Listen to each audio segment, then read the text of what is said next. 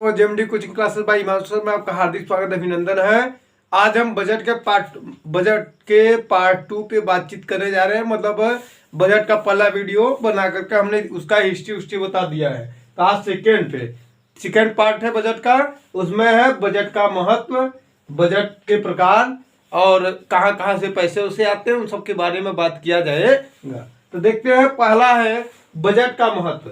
तो हमने बजट को उस दिन मतलब कि अगले वाले पार्ट वाले वीडियो में बताया कि बजट कब आया, कैसे आया, किसने लाया, विल्सन ने लाया, कौन कौन से हमारे वित्त मंत्री थे जिन्होंने उसको पारित किया, कितने मंत्रियों द्वारा वो पारित किया गया।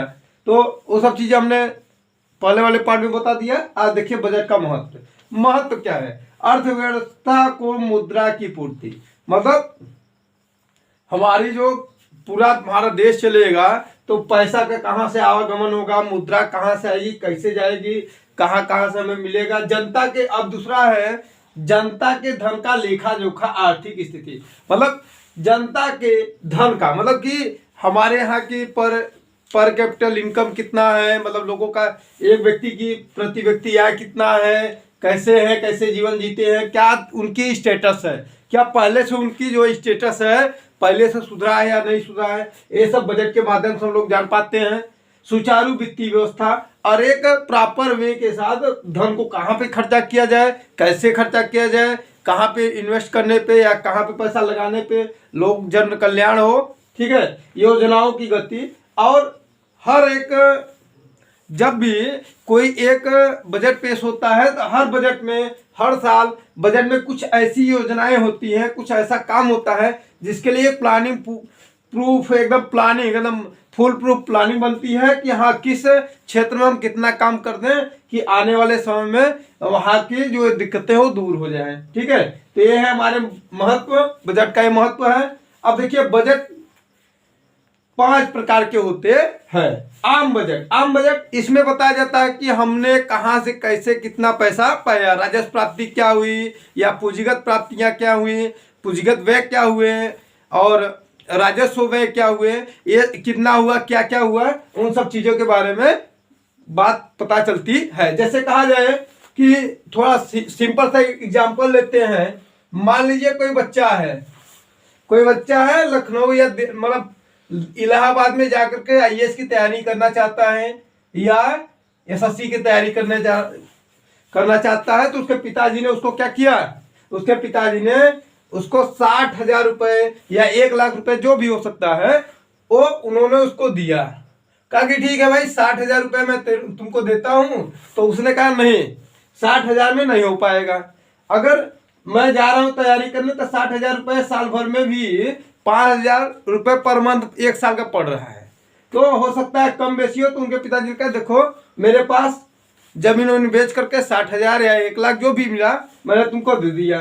ठीक है, अब उसने क्या कहा, अब उनके पिताजी कहेंगे, पूछेंगे कि अच्छा ठीक है मैं तुमको क्या कर रहा हूं, मैं आपको धन दे रहा हूं। ठीक है, अब इस धन का आप करोगे क्या।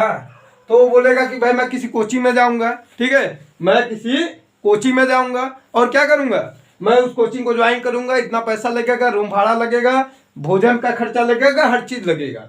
तो क्या हो गया, निष्पादन हो, मतलब परफॉर्मेंस बता देगा कि हाँ मैं ये करूंगा, ऐसे करूंगा, मैं ये बन जाऊंगा, वो बन जाऊंगा, मतलब पूरा अपना स्ट्रक्चर बता देगा कि पापा मैं सीजीएल क्रैक करके इनकम टैक्स ऑफिसर बनूंगा या यूपीएससी क्लियर करके आईएएस बनूंगा, एसडीएम बनूंगा, कुछ भी बन सकता हूँ। तो वो अपना बता देगा। फिर उसके बाद क्या होगी, अब मान लीजिए बाई चांस वैकेंसियां भी बहुत कम आ रही हैं। अब हमारे यहाँ 2 करोड़ नौकरियां मिलने वाली थी, कुछ मिल नहीं रहा है। तो हो सकता है कि बच्चा कोरोना काल में गया तो इलाहाबाद, लेकिन वापस चला आया, पूरा पैसा उसा सब खर्चा हो गया, कोरोना काल में पैदल ही निकल लिया। तो क्या हुआ, उसका जो उसने अपने पिताजी से वादा किया था वो उसका पूरा नहीं हो सका। ठीक है, तब अब आया घर पे, फिर अपने पिताजी से करेंगे, पिताजी कोरोना आ गया इसलिए मैं कुछ कर नहीं पाया, तो आप मुझे एक बार फिर से पैसा वैसा दीजिए। तो बड़े भाई ने कहा कि ठीक है, पिताजी इनको जो है सपोर्ट कीजिए, फिर से इस बार बच्चे को, इस भाई को मेरे पैसा दीजिए। तो उनके पिताजी ने कहा ठीक है कोई दिक्कत नहीं, तुम क्या करो, तुम पुरानी जो चीजें हैं उसको क्या मान लो, जीरो मान लो, कोई दिक्कत नहीं। मान लो पैसा गया, कोरोना आ गया, उसमें किसी का बस नहीं था, तो कोई बात नहीं। अब बताओ, मैं 60,000 तो नहीं दे सकता, लेकिन मैं तुमको 30-35 हजार रुपये दे दूंगा। अब बताओ तुम कितने काम कर सकते हो। ठीक है। अब उन्होंने क्या किया, पुराने मतलब उन्होंने कहा कि ठीक है तुम नहीं कर सकते, कोई बात नहीं, पुरानी चीजों के लक्ष्यों को नहीं प्राप्त कर पाए, चलो बेटा मैं तुमको फिर से पैसा दे देता हूँ। फिर दिया है, फिर आए। अब क्या हुआ, आउटकम बजट। चौथे में आ जाएंगे हम, outcome budget. Zero base budget समझ में आया कि मतलब पुरानी चीजों क्या करिए, जीरो मान लीजिए, चलिए फिर से पैसा लीजिए और अपने काम में फिर जुट जाइए। कुछ समय बाद फिर एक बजट पेश होगा जिसको आउटकम बजट कहते हैं। लेकिन अब बताओ, मैंने तुमको पैसा दिया, तुम अपने जो काम करने गए थे उस पर कितने खरे उतरे। समझ में आया। तो ये हुआ पांचवा, जेंडर बजट। क्या भैया, जेंडर बजट, महिलाओं या पुरुषों के लिए। जेंडर बजट या तो महिलाओं के लिए ही कोई विशेष योजना के अंतर्गत कुछ पैसे महिलाओं के लिए डेडिकेट कर दिया गया कि भाई इतना बजट महिलाओं के उत्थान के लिए किया गया। तो एक यहाँ पे किसी जेंडर, किसी लिंग के बारे में, किसी लिंग के ऊपर बजट पेश होता है उसके उत्थान के लिए। ठीक है, सामाजिक उत्थान के लिए। अब समझिए, अब पूरा ओवरऑल समझिए। जैसे आम बजट क्या होता है, इसमें सरकार अपने संसाधनों को दिखाती है कि पूंजीगत आय कितनी हुई, पूंजीगत व्यय कितना हुआ, राजस्व व्यय कितना हुआ, राजस्व प्राप्ति कितनी हुई, इन सब चीजों के बारे में आम बजट में बताया जाता है और बजट दिया जाता है। बजट मतलब कि हर एक विभाग को दिया जाता है, उनसे पूछा जाता है कि बताओ इस अगर इतना पैसा मिलेगा तो कहाँ कहाँ आप खर्चा करोगे, क्या आप प्राप्त करना चाहते हो, क्या आपका लक्ष्य है, कितना आप प्राप्त कर, निष्पादन बजट में ये कहा जाता है। जीरो बेस बजट में जब मान लीजिए कोई एक निश्चित समय अंतराल में कि मैं इतने दिन में ये कार्य कर पाऊंगा और उस डिपार्टमेंट ने, उस मंत्रालय ने वो काम नहीं कर पाया, तो फिर उसको कुछ बजट पेश किया जाता है, दिया जाता है कि ठीक है पुरानी चीजों को जीरो मान लो और फिर पैसा लेकर के कुछ आप अपना काम करो। फिर क्या, चौथा आउटकम बजट। इसमें एक लक्ष्य निर्धारित होता है। जैसे गैस सिलेंडर उज्ज्वला योजना के अंतर्गत हमारे माननीय प्रधानमंत्री श्री नरेंद्र दामोदर दास मोदी जी द्वारा एक लक्ष्य रखा गया था कि हर घर में गैस सिलेंडर पहुंचे, हमारी माताएं बहनें धुआं धक्कड़ से दूर रहें, जिससे उनकी आंख या सांस की जो बीमारी होती है वो सब दूर हो जाए और प्रदूषण न हो। तो उसके लिए भी एक लक्ष्य रखा गया था। तो आउटकम बजट मतलब उस सिलेंडर के लिए, उज्ज्वला योजना के लिए एक लक्ष्य निर्धारित करके एक बजट दे दिया गया था। जेंडर बजट महिलाओं के लिए, विशेषकर हमारे देश में महिलाओं की स्थिति बड़ी दयनीय थी, उसके लिए भी बजट पेश किया जा सकता है या बजट पेश किया जाता है जनरली महिलाओं के उत्थान के लिए।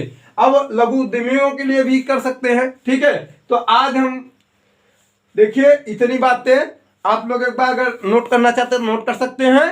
अब आगे हम बात करते हैं फिर। ठीक है, तो हम आगे कल हम देखेंगे कि हमें राजस्व प्राप्ति कहाँ से होती है, क्या कैसे कहाँ राजस्व प्राप्ति होती है, राजस्व प्राप्ति क्या होती है, राजस्व व्यय क्या होता है और पूंजीगत व्यय, पूंजीगत आय क्या होती है। कल इसके बारे में चर्चा करेंगे। और आई होप आपको ये बजट का सेकंड पार्ट भी बहुत ही अच्छा लगा होगा, बहुत ही अच्छे तरीके से समझ में आ गया होगा। मैं अपनी तरफ से पूरी कोशिश करके इसको समझाने की पूरी कोशिश किया हूँ। अगर कोई खामी होगी तो कमेंट बॉक्स में जरूर आके कमेंट करिएगा, उसमें कोई कोताही न बरतिएगा, क्योंकि आप जब कमियों को बताएंगे तो उसको दूर करने में दूसरा ही मजा है। जो चीज़ चैलेंज से मिलता है ना, वो चुनौतियाँ जिस चीज़ में मिलती हैं उसी को करने में ज़्यादा मजा आता है। तो आप लोग मेरे चैनल को ज़्यादा से ज़्यादा देखिए और उसको शेयर करिए, लाइक करिए, कमेंट करिए और सब्सक्राइब जरूर करिए। ठीक है, जय हिंद।